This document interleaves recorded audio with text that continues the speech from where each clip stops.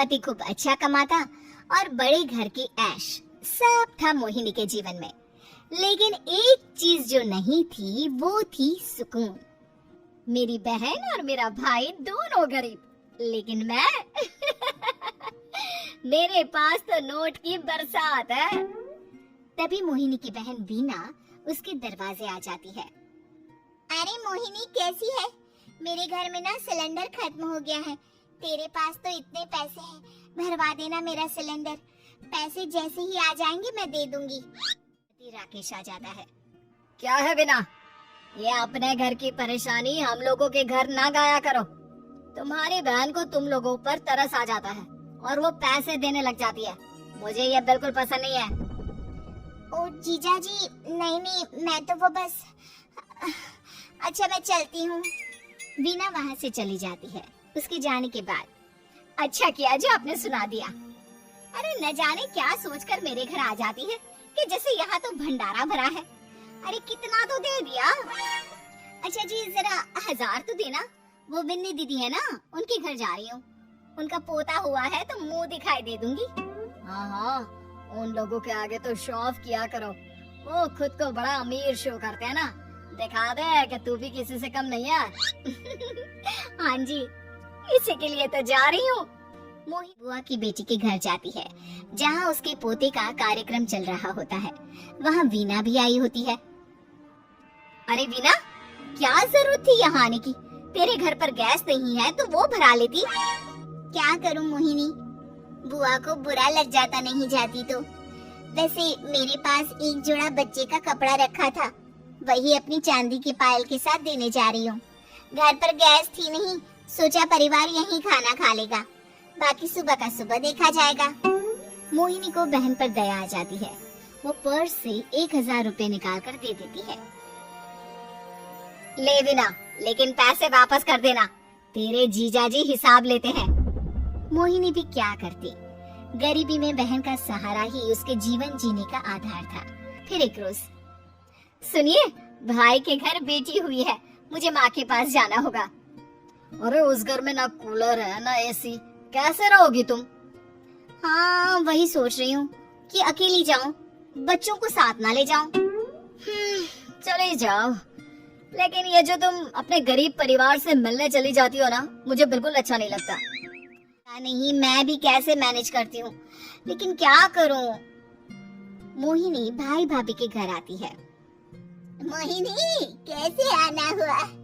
तो यहाँ हम लोगों के घर रह लेगी या फिर किसी होटल में रहेगी? क्या हो गया है माँ, मोहिनी को क्यों ऐसे बोल रहे हैं आप? अरे तू नहीं जानती अपनी ननद को, पैसे वाली है ना, तो ऐड कुछ ज्यादा ही है। मोहिनी को माँ की बात का बुरा नहीं लगता है, क्योंकि उसे पता ही नहीं चलता कि माँ उसे जली कटी सुना रही है। वो भाभी की बच्ची के साथ लेन देन करती है और वहाँ से चली जाती है। उसके जाने के बाद, माँ क्यों आप मोहिनी को इतनी सारी बातें सुनाती हो? भाई का बेटा बोल पड़ता है। माँ क्योंकि दादी जानती है कि बुआ के अंदर घमंड है। सही बोल रहा है मोहन, बहू भले तुझे ना दिखता हो, लेकिन मुझे और मोहन को दिखता है कि वो कितनी घमंडी है। मायके आती है जहाँ गरीबी के कारण चीजें कम होती हैं। इस मोहन के बच्चे को काम पर लगा दो ना, किसी दुकान या किसी होटल में, बर्तन धो लिया करेगा, कम से कम 4 पैसे और आएंगे घर में। देख मोहिनी, माना तेरे पास पैसा है, लेकिन तेरे भाई के दिन इतने भी बुरे नहीं चल रहे कि वो अपने बच्चे की पढ़ाई रुकवा कर उससे बर्तन धुलवाए। मोहन माँ की ओर देखता है, जैसे आंखों से बोल रहा हो, देख लिया बुआ का हाल। हाँ मोहिनी, बात तो सही है, लेकिन अभी मोहन को पढ़ना है। आखिर तुम भी तो अपने दोनों बेटों को पढ़ा रही हो ना। मेरे बेटों से कैसे कंपेयर कर सकती हैं आप? अरे वो तो कलेक्टर बनेंगे। हाँ, कल को वो मोहन को नौकरी में रख लेंगे क्यों? मोहिनी कुछ दिन और रहकर चली जाती है। देखता है मोहन और कड़ी मेहनत से सफल भी हो जाता है। मोहिनी, माँ के जाने के बाद तो तुमने भाई भाभी के घर जाना छोड़ ही दिया, क्यों? वो क्या है ना, उन लोगों का घर छोटा है, मेरे बच्चे जाना ही नहीं चाहते, पर तुझे क्यों अचानक मायके की बात याद आ गई? यार मेरा तो मायका है, भाई भाभी है, मेरा तो आना जाना लगा ही रहता है। हाँ, क्योंकि तुझे आदत है ना ऐसे छोटे से घर में और कम पैसे में रहने की। वैसे क्या खबर है आजकल मायके की अपने? अब वो घर छोटा और कम पैसे का नहीं रहा, क्योंकि मोहन तो बहुत बड़ा आदमी बन गया है। फिर क्या? मोहिनी भाभी को फोन करती है। मोहन किसी बड़ी कंपनी का मैनेजर हो गया है क्या भाभी? क्या ये सच है? नहीं दीदी, अब तो हम लोगों के गरीबी के दिन कट गए। आपके भाई ने कोई अच्छे कर्म किए होंगे जो हम लोगों का बेटा इतना अच्छा कमा रहा है। देख लो भाभी, पहले भी आपने कई गलतियां की थी, आप थोड़ा संभल कर चलना। भाभी को मोहिनी की बात समझ में नहीं आती कि वो क्या कहना चाहती है। फिर एक दिन वीना मोहिनी से कहती है, मोहिनी, हमारा भतीजा मोहन अच्छा कमा रहा है, क्यों ना मैं अपने बेटे की नौकरी के लिए उससे बात करूं? अरे बुआ का बेटा है, ये सोचकर मदद तो करेगा ना? हाँ हाँ, क्यों नहीं करेगा, उसके बुरे दिन में तो हम भी खड़े थे। मोहन को वीना फोन करती है और अपने बेटे की मदद करने की बात करती है। हाँ हाँ बुआ, क्यों नहीं, आप सिद्धार्थ को भेज दें, मैं अपनी ही कंपनी में उसकी नौकरी करवा देता हूँ। दिन बीतते हैं, भी अच्छे हो जाते हैं।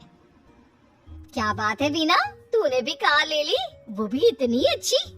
हाँ मोहिनी, अपने भतीजे के कारण तो हम लोगों के दिन अच्छे हो गए। उसने सिद्धार्थ की नौकरी लगवा दी है, वो भी शानदार। ठीक है, लेकिन पैसे ख्याल से खर्च करना।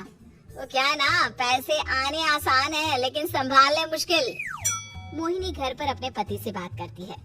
देखो ना, सबके पास पैसे हैं। एक वक्त था जब मैं ही अमीर हुआ करती थी। लगता है कि ज्यादा दिन नहीं रह पाओगी। मेरी नौकरी को कुछ साल ही बचे हैं और तुम्हारे दोनों लड़के निकम्मे हैं। उन लोगों को बोलो ना कि नौकरी करे। तभी वहाँ मोहिनी के बेटे भी आ जाते हैं। अरे हमें क्या मोहन समझा है जो दिन रात गधे की तरह काम करते रहे? खैर, दिन फिरते हैं और मोहिनी के पति की नौकरी भी खत्म हो जाती है। मोहिनी क्या करे, में गुजारा नहीं हो रहा है तो क्या करे, मेरी समझ में कुछ नहीं आ रहा। मोहन को बोलो ना कि वो इन दोनों के लिए नौकरी देखे, जैसे सिद्धार्थ के लिए नौकरी देखी है। मोहिनी क्या कहती, उसे अपने वो दिन याद आ जाते हैं जब उसने भाभी से मोहन को नौकर बनने की सलाह दी थी। क्या हो गया, क्या सोच रही हो मोहिनी?